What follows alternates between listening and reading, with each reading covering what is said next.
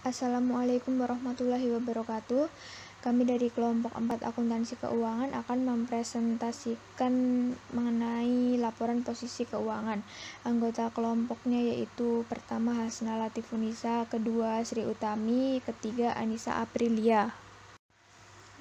Laporan posisi keuangan atau neraca adalah salah satu laporan keuangan yang memberikan informasi tentang posisi aktiva, kewajiban, dan modal yang disajikan pada akhir periode. Fungsi laporan posisi keuangan. 1. Jika dilihat dari isinya, laporan ini berfungsi sebagai dasar perhitungan tingkat pengembalian dan dasar evaluasi struktur modal perusahaan. 2. Untuk menilai risiko perusahaan dan arus kas di masa yang akan datang. 3. Untuk menganalisis likuiditas, solvabilitas, dan fleksibilitas keuangan pada perusahaan. Unsur-unsur neraca. Yang pertama, aset.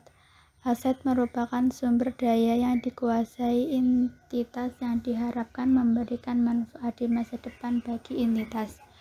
Yang kedua, liabilitas. Liabilitas merupakan kewajiban entitas saat ini yang akan menyebabkan arus keluar sumber daya entitas di masa depan. Yang ketiga, ekuitas. Ekuitas merupakan hak residual atas entitas setelah dikuasai dengan semua liabilitas.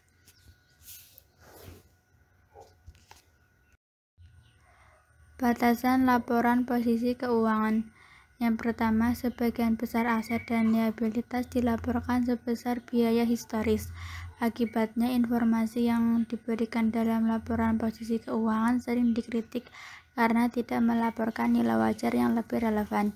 Yang kedua, perusahaan menggunakan penilaian dan estimasi untuk menentukan beberapa pos yang dilaporkan dalam laporan posisi keuangan.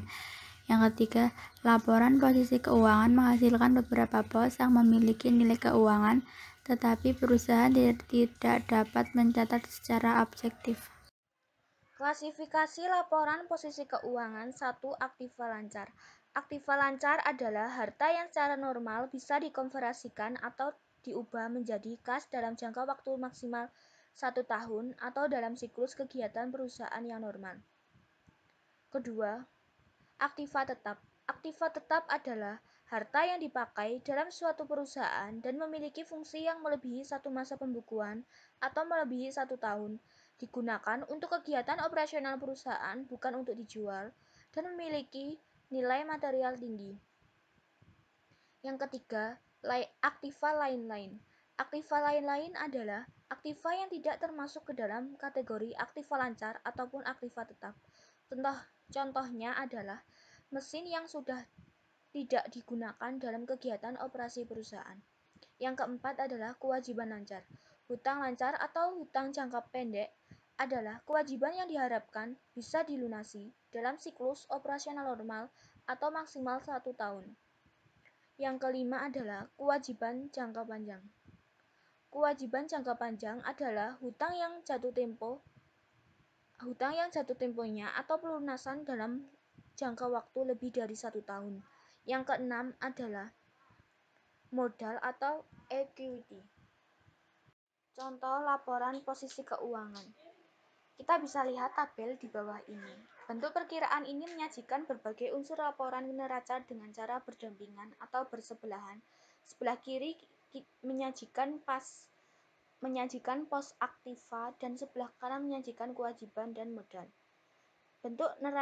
Bentuk laporan ini menyajikan berbagai unsur laporan neraca dengan cara berurutan ke bawah atau secara potrait. Cukup sekian presentasi dari kelompok kami. Mohon maaf bila ada kesalahan. Terima kasih. Wabillahi taufiq wal hidayah. Wassalamualaikum warahmatullahi wabarakatuh.